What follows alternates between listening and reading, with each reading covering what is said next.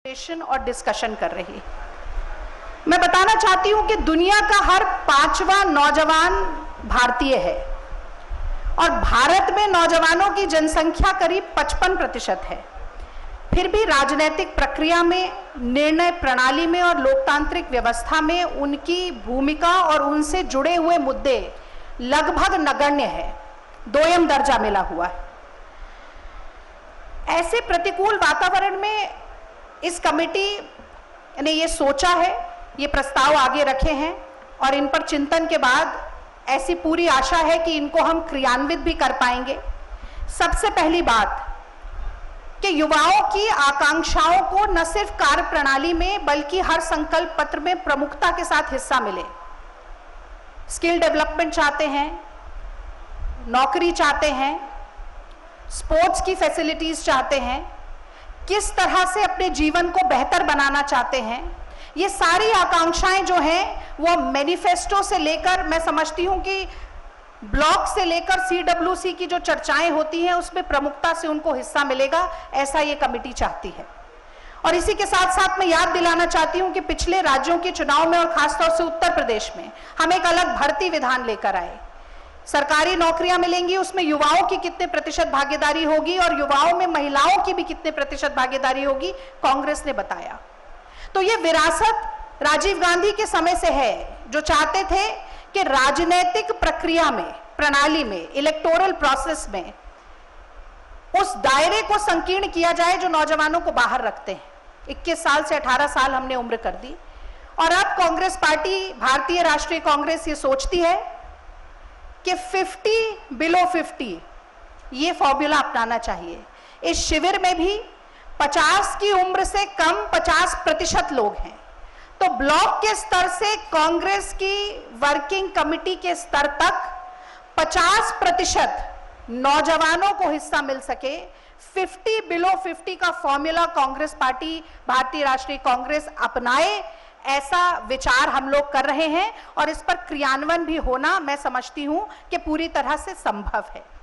और इसी के साथ साथ एक बात मैं जरूर बोलूंगी, क्योंकि जब हम युवा कहते हैं तो दिमाग में आता है युवक, नौजवान, पर जब हम युवा कहते हैं तो उसमें युवतियां भी सम्मिलित हैं।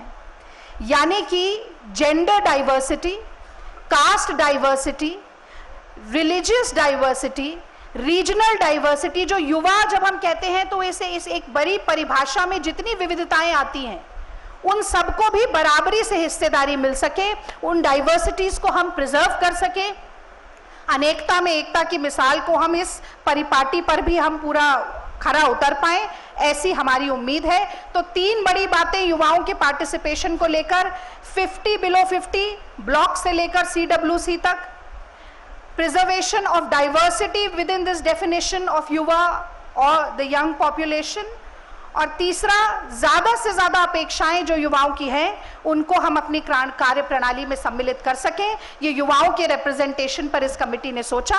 अब मेरे बाद बेरोजगारी पर बात करेंगी अलका लांबा जी, वो मुद्दा अपना आगे रखेंगी।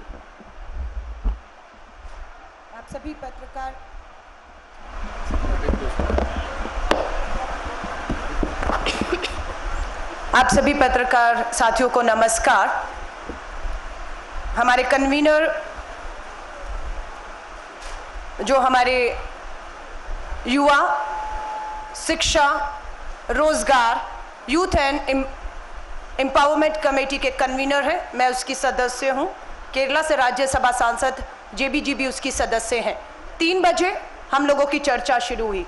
चर्चा कहूं, चिंतन शुरू हुआ। इस कमेटी के सदस्यों ने चिंतन में सबसे पहले चरण में देश के युवाओं के सामने जो समस्या है उसका जिक्र किया है।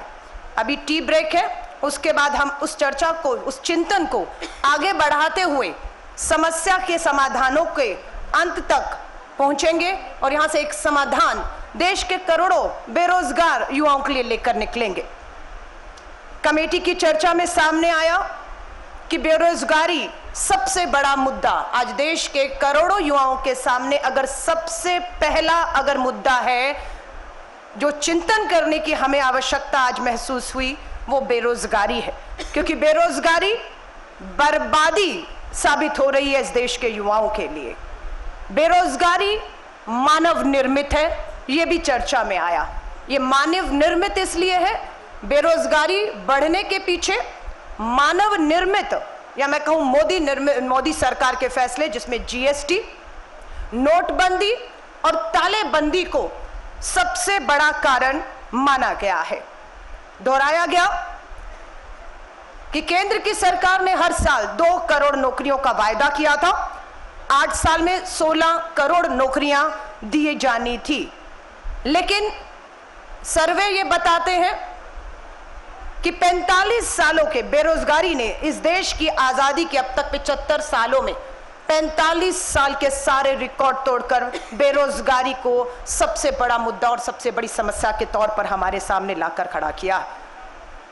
90 करोड़ लोग इस देश में, 140 करोड़ में से 90 करोड़ हमारी देश की कामगार हैं, वर्कफोर्स है। उस वर्कफोर्स में 90 करोड़ की वर्कफोर्स में फिर सर्वे बताते हैं कि 45 करोड़ लोगों ने रोजगार की तलाश छोड़ दी है। 45 करोड़ लोगों ने रोजगार की तलाश ही छोड़ दी है, वो निराश होकर बैठ गए हैं। पूरे देश में आधी आबादी महिलाओं की है। उस वर्कफोर्स में, इस देश के विकास में उस आधी आबादी महिलाओं का भी जो हिस्सा है वो मात्र अब 9% तक आकर रुक गया है। इसके साथ साथ सामने आया कि देश भर के सरकारों में, चाहे केंद्र की सरकार हो या केंद्र की जो इतनी भी नियुक्तियां हैं, 30 लाख पद खाली पड़े हुए हैं। चिंतन हुआ कि कांग्रेस सरकार एक पूरा आंदोलन इस तरह से खड़ा करे कि केंद्र की सरकार को मजबूर किया जाए कि ये 30 लाख पद जो केंद्र की सरकारी नौकरियों में है, पीएसयूज में, उसे भरा जाए। उसके साथ साथ उत्तराखंड, हरियाणा, उत्तर प्रदेश और बहुत से राज्यों में देखा गया सेना की भर्ती में देश सेवा भावना से, राष्ट्र सेवा भावना से जो युवा बेसब्री से इंतजार कर रहा है कि सरहद पर जाकर मां भारती की वो सेवा करेगा, आज वहां पर भी देखने में आ रहा है कि 2,55,000 पद सेना में खाली पड़े हुए हैं। इन सब चीजों को देखते हुए मनरेगा का भी जिक्र किया गया कि किस तरीके से देश के करोड़ों युवाओं को रोजगार के साधन उपलब्ध हो सकते हैं। मनरेगा का जिक्र आया कि इस महामारी में, तालेबंदी में, कांग्रेस शासन में national rural employment guarantee act जो लाया गया, वो डूबते को तिनके का सहारा, उस बेरोजगार युवा को एक डूबते को तिनके का सहारा साबित हुआ। लेकिन चिंता यह भी जताई गई कि मनरेगा में हमारे जो टीचर अध्यापक थे, पीएचडी किए हुए थे, वो भी राजस्थान में सरकार से हमें सामने आया कि यहाँ पर मनरेगा के तहत वो काम मांग रहे थे, क्योंकि बहुत लोगों के निजी चीजें जो है तालाबंदी की वजह से वो शिकार हुए थे। हमारे मंथन में अभी तक ये भी सामने आया कि कांग्रेस के शासनकाल में राइट टू एजुकेशन लाया, कांग्रेस लाई, जिसका लाभ हर ग्रामीण पृष्ठ के युवाओं को हुआ कि राइट टू एजुकेशन।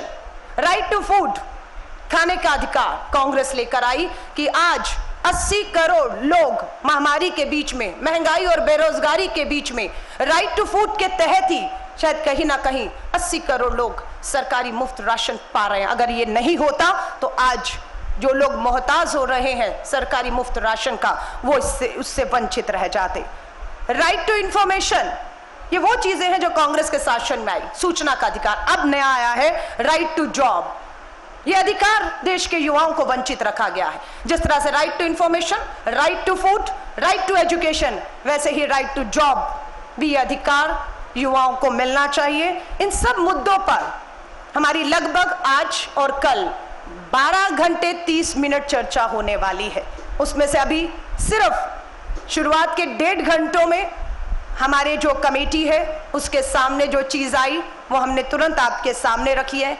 चिंतन चल रहा है, समस्याएं आ रही हैं, लेकिन हम पूरी उम्मीद देश के युवाओं को जो आज कांग्रेस के इस चिंतन शिविर की तरफ, चाहे हमारा पार्टी का युवा कार्यकर्ता देश भर में हो या गैर राजनीतिक युवा हो, जो एक उम्मीद लगाकर आज इस मंथन, इस चिंतन की तरफ, कांग्रेस की तरफ उम्मीद लगाकर देख रहा है, हम उन्हें विश्वास दिलाना चाहते हैं, हम यहाँ उनके लिए बैठे हैं। हम देश के करोड़ों युवाओं के हक को, अधिकार को दिलाने के लिए बैठे हैं और हम इस चिंतन के अंत में एक समाधान लेकर जरूर बाहर निकलेंगे और वही एक उम्मीद की किरण देश के करोड़ों युवाओं के लिए साबित होगी। धन्यवाद।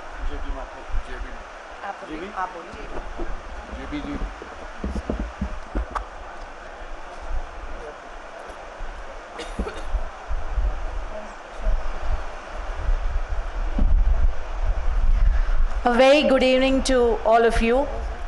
I am representing this committee and I'll be speaking on the education aspect.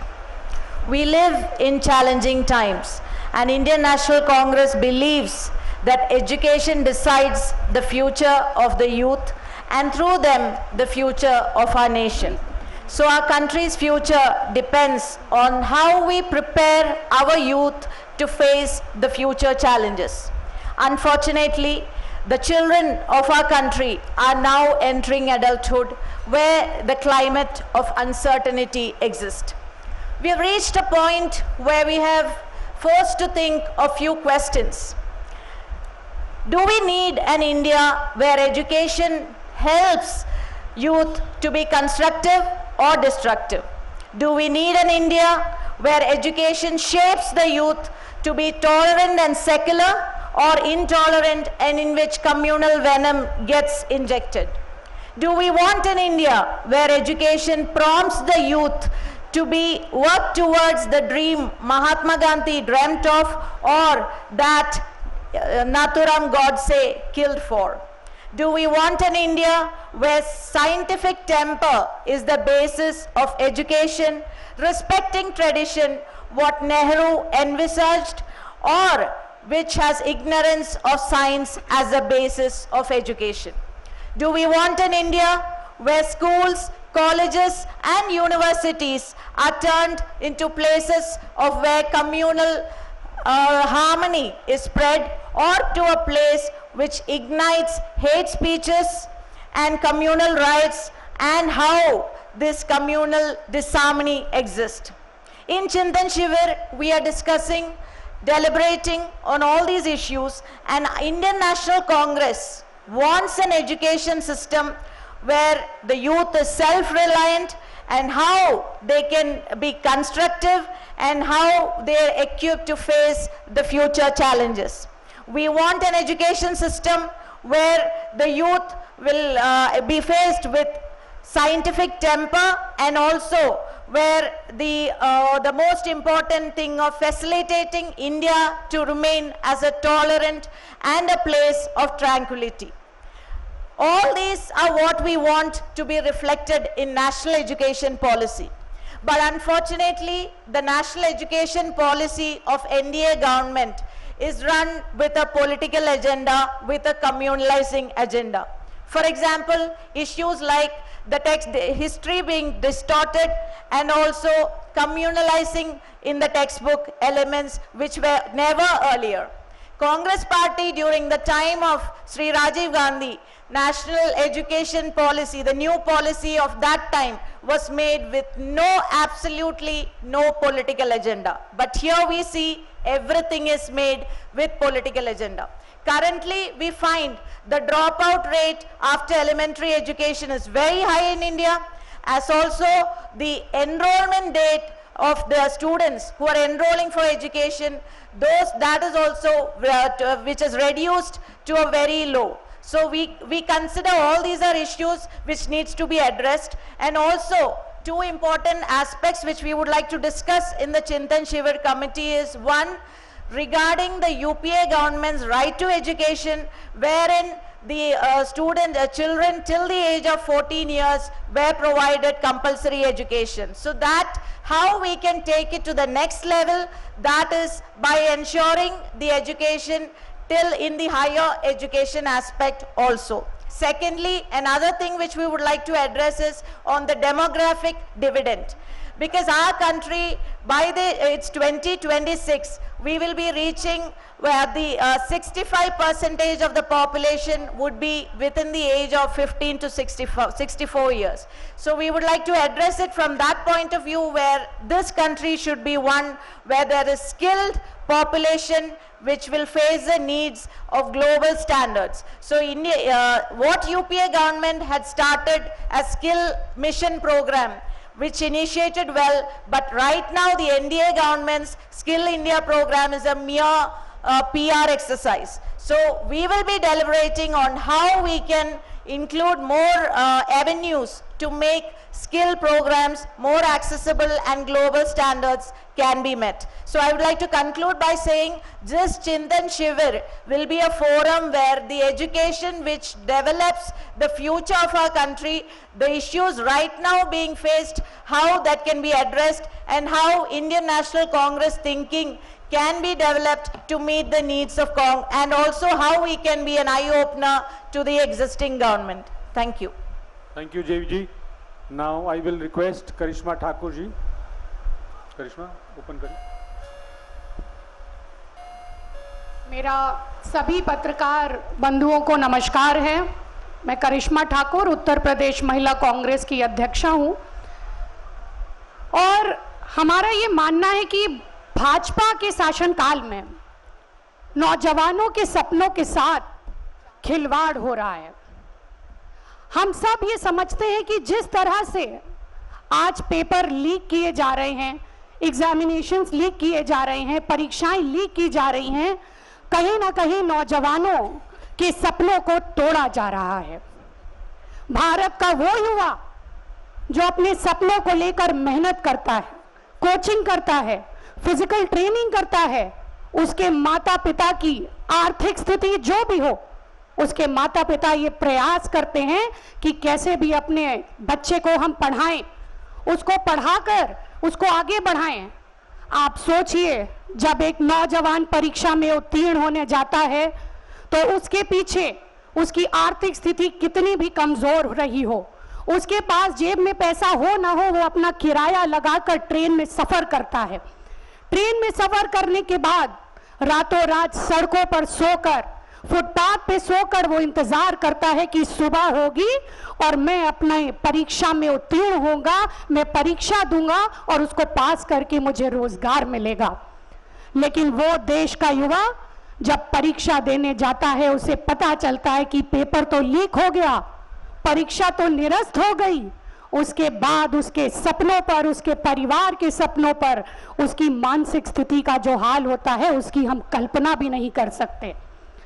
मैं आपको ये बताना चाहती हूं कि पिछले 2 सालों में उत्तर प्रदेश के अंदर 17 परीक्षाएं रद्द कर दी गई, कैंसिल कर दी गई.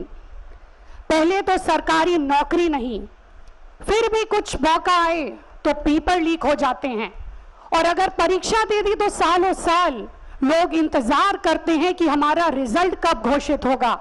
बड़े दुख की बात है कि रेलवे ग्रुप डी के 1.25 करोड़ नौजवान 2 साल से अपने परिणामों का इंतजार कर रहे हैं कि हमारी परीक्षा का परिणाम आए तो हमें रोजगार मिल सके. और ये पेपर लीक कौन करता है? ये पेपर लीक करते हैं अधिकारी, शासन प्रशासन के लोग. चंद पैसों के लिए युवाओं के भविष्य के साथ खिलवाड़ किया जाता है. जब भी उत्तर प्रदेश में पेपर लीक की कोई समस्या आई, युवाओं से संबंधित, बेरोजगारी से संबंधित कोई समस्या आई, तो आदरणीय प्रियंका गांधी जी ने उनकी आवाज को उठाया. और कांग्रेस पार्टी ये संकल्प के साथ आगे बढ़ रही है कि हमारे जहां पर भी सरकारें हैं, हम जहां पर भी शासन कर रहे हैं, वहां पर ऐसी समस्याएं ना हो, और यदि होती हैं तो जो भी लोग पेपर लीक मामले में लिप्त हैं उन पर सख्त से सख्त कार्रवाई की जाए. बहुत बहुत धन्यवाद. धन्यवाद करिश्मा. आपके सवाल हो तो एक एक करके इंगित करें उनका जवाब देने के लिए. अदिति जी.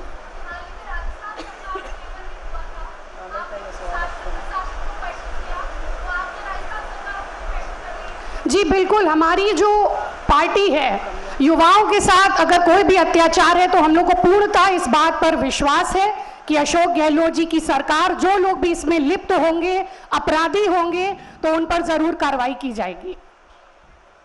जी सिद्धार्थ.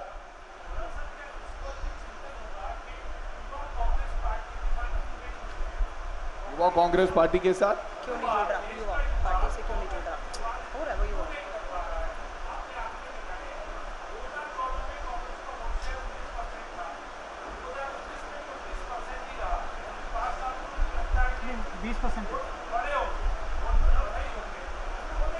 इसी पे बनकर हो रहा है।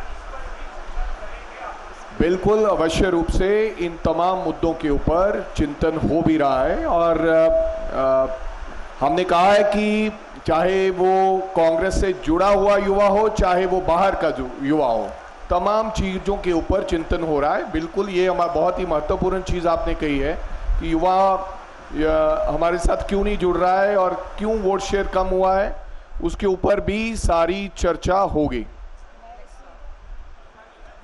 सिद्धार्थ भाई, एक मिनट, मैं इसमें कुछ जोड़ना चाहती हूँ। देखिए, जब हम ये कह रहे हैं कि युवाओं के सपने क्या हैं, युवाओं के मुद्दे क्या हैं, युवाओं की एस्पिरेशंस क्या हैं, महत्वाकांक्षाएं क्या हैं, इस पर चिंतन होगा और उन्हें हम किस तरह से अपने कार्यप्रणाली का हिस्सा बना सकें, हम अपने मैनिफेस्टो का प्रदेश में या देश में हिस्सा बना सकें और उसको क्रियान्वित कर सकें। तो हम चाहते हैं कि युवा ज़्यादा से ज़्यादा हमारे साथ जुड़ें, और युवा जुड़ेंगे भी तब जब हम सिर्फ राजनीतिक तरह से उन्हें जोड़ने की कोशिश ना करें। मैंने तमाम और एवेन्यूज़ भी गिनवाए। फिर हमने ये भी आपको बताया कि शिक्षा में हम किस तरीके से बेहतरी कर सकते हैं। ये भी बताया गया कि राइट टू एजुकेशन है तो राइट टू एम्प्लॉयमेंट भी कांग्रेस पार्टी चाहती है कि एक अधिकार नौजवानों को मिले। तो इन सब चीज़ों का अगर क्रियान्वयन होगा तो युवा हमारे साथ और ज़्यादा जुड़ेंगे, ऐसी उम्मीद नहीं, पूरा विश्वास है जी।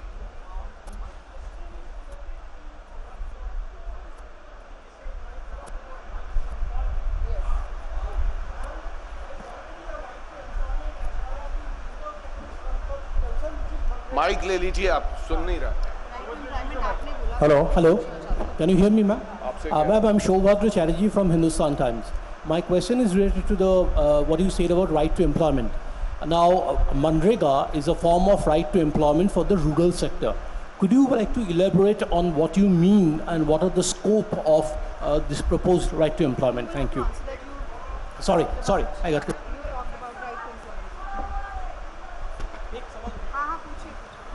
क्या राइट टू जॉब को आप 2 स्टेटों में लागू करोगे? देखिए, ये चर्चा में आया है, आप लीगल गारंटी की बात कर रहे हैं, बिल्कुल लीगल ही है।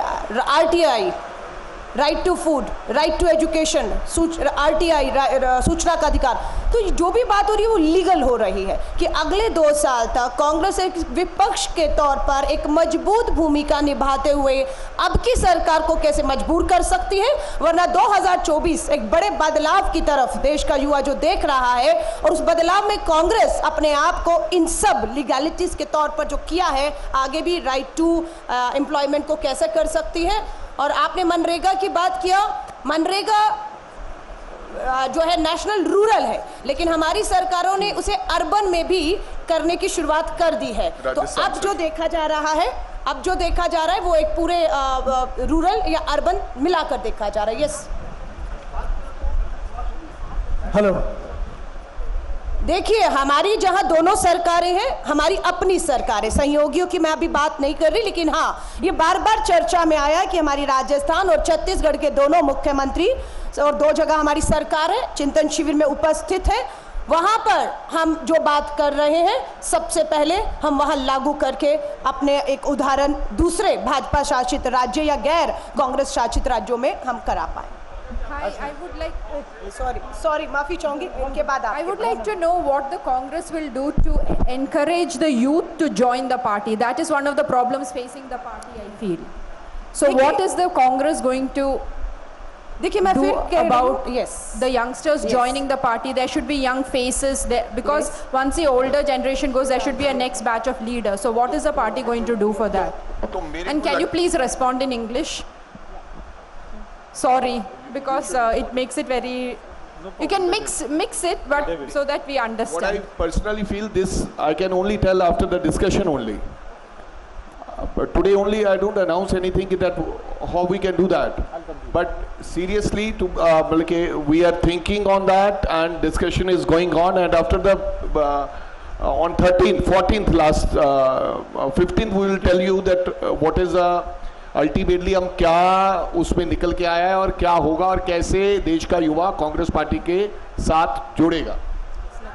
मेरा सवाल है जी, मेरा सवाल ये है, एक्सक्यूज मी, मेरा सवाल है कि आज नव संकल्प शिविर के शुरू होने के 2-3 दिन पहले राजस्थान के पूर्व उप मुख्यमंत्री सचिन पायलट ने राजस्थान में पूर्व उप मुख्यमंत्री, हाँ, डिप्टी सीएम, उन्होंने ये कह दिया कि 40% जो है रिप्रेजेंटेशन ऑर्गेनाइजेशनल सेटअप में युवकों को मिलने वाला है, कांग्रेस की तस्वीर बदलने वाली है, सूरत बदलने वाली है। तो ये शिविर के पहले जो इस तरह के अनाउंसमेंट हुए हैं, it has come from a person जो सबसे महत्वाकांक्षी हुआ आज देश का सबसे जो है वो सचिन पायलट है। मैं आपसे आग्रह करूंगा कि आप अपनी व्यक्तिगत राय जो है बाद में दे सकते हैं, प्रश्न पूछें। जी, मेरे ख्याल से आपने पूछ लिया कि कहना मेरा प्रश्न यही था कि वो 40% का है, उसका सुबह की जो ब्रीफिंग थी, हम तो डिस्कशन में जो निकल के आ रहा है 50% की बात कर रहे हैं। दूसरी बात जो सचिन पायलट जी ने कहा, उनके व्यक्तिगत विचार हो सकते हैं, हम कह रहे हैं नहीं, हम कह रहे हैं कि ये संकल्प जो चिंतन शिविर हो रहा है, ये 3 दिन की डिस्कशन के बाद आपको बता दिया जाएगा। अगर देश का युवा ये चाहता होगा कि 40% ऐसा होना चाहिए तो ऐसा होगा। सुबह आंसर दिया इस सवाल का, वही मैं कहना चाहता हूं कि आप इस सवाल का उत्तर सवेरे के सत्र में दिया गया है आपको। तमाम बेरोजगारी और युवाओं की पीड़ा के बावजूद बीजेपी को इसका खामियाजा क्यों नहीं भुगतना पड़ रहा? इसको बदलने के लिए कांग्रेस क्या कदम उठाएगी? एक और सवाल कि युवाओं में फैलाई गई जो सांप्रदायिक नफरत है उसको काउंटर करने के लिए कांग्रेस क्या कदम उठाएगी? शुक्रिया। मैं क्विंट से आदित्य मेनन।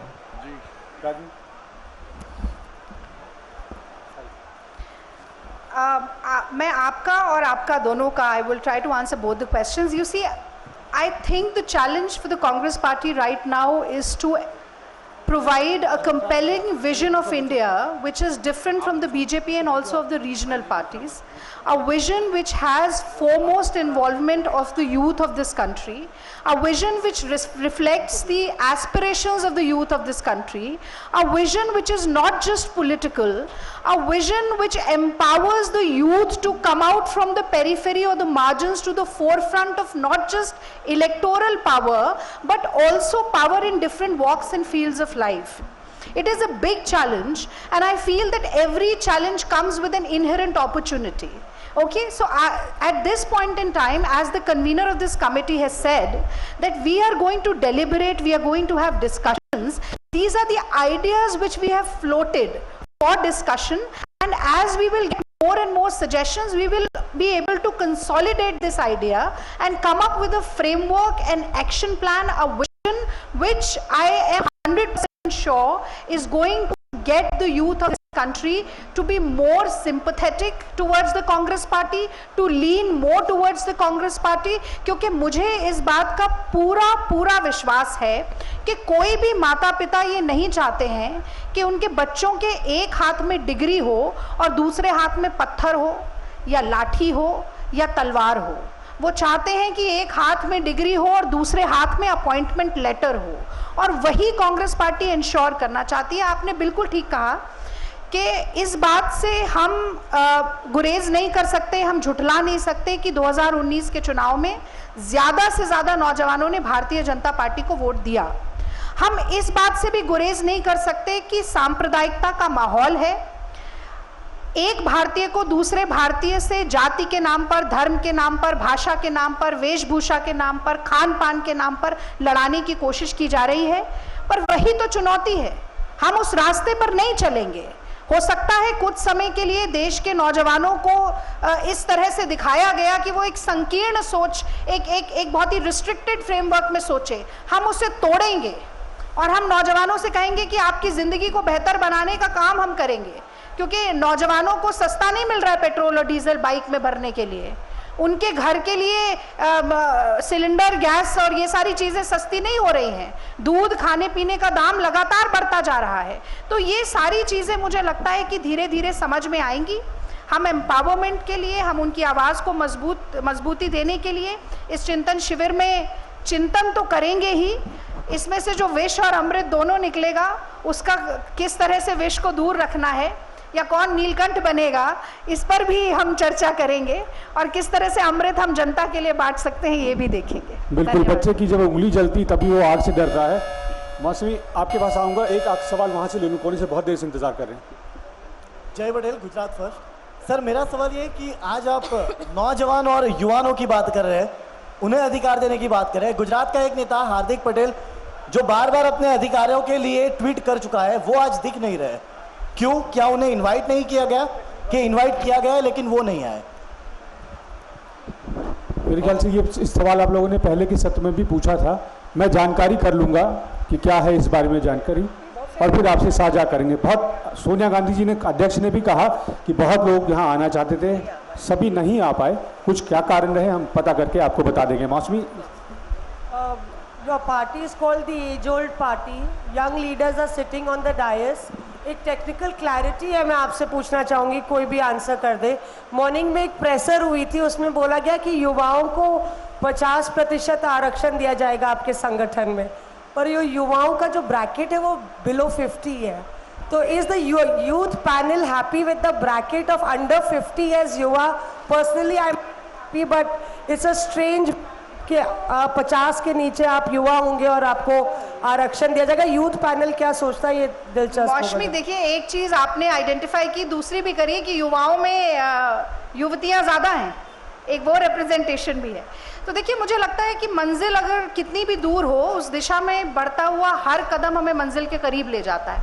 आज आप कहें कि मीडियन एज 29 है, तो आप किसी भी राजनीतिक दल के लिए बड़ा मुश्किल होगा कि वो कहें कि मीडियन एज के हिसाब से हम 50% केवल 29 साल से कम लोगों को हम देंगे।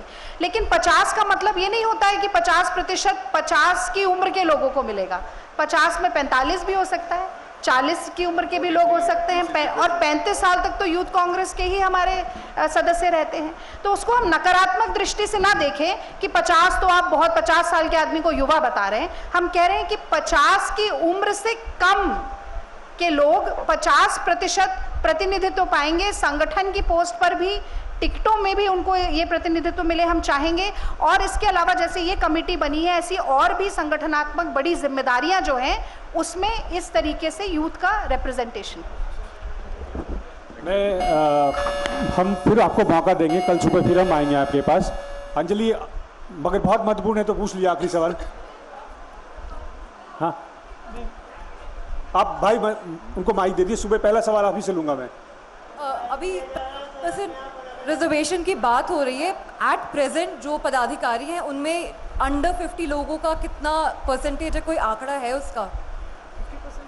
नहीं, आंकड़ा तो ऐसा मेरे पास नहीं है, लेकिन मैं आपके सामने उदाहरण हूँ। पीसीसी प्रेसिडेंट हूँ और मैं 43 साल की उम्र है मेरी। तो ऐसे बहुत से Goa president, if you talk about, he is the youngest president, वो कितना 38। तो ऐसा आंकड़ा नहीं है। मेरे को लगता है कल आंकड़े के साथ भी आपको सुबह पर अशोक गहलोत जी 34 साल की उम्र में बन गए थे प्रदेश कांग्रेस कमेटी अध्यक्ष, तो लंबी परंपरा है कांग्रेस पार्टी की। सर, एक सवाल आपको भी बता दीजिए, आप लोग जो यूथ एक्सरसाइज कर रहे हो, जो चर्चा कर रहे हो, कितने राज्य, कितने यूथ से आप लोगों की बात क्या है? कितने राज्य, कितने यूथ, किससे बात हुई आप लोगों की, वो चाहते क्या है? आप लोगों ने हमारे पूरे देश से युवा आए हैं। मेरे को लगता है 67 और 68 पार्टिसिपेंट्स हैं जो चर्चा कर रहे हैं, और हर प्रदेश से कहीं से 2, कहीं से 3, कहीं से 4, कहीं से 1, अलग अलग तमाम स्टेट की रिप्रेजेंटेशन है। और उन लोगों ने पहले जो एक कमेटी बनी थी 10 लोगों की, जिसमें मैं कन्वीनर था, हमने पूरे देश से लोगों के सुझाव भी व्हाट्सएप से और ईमेल से मंगवाए थे। धन्यवाद। बहुत बहुत धन्यवाद आप सभी का। धन्यवाद। Thank you.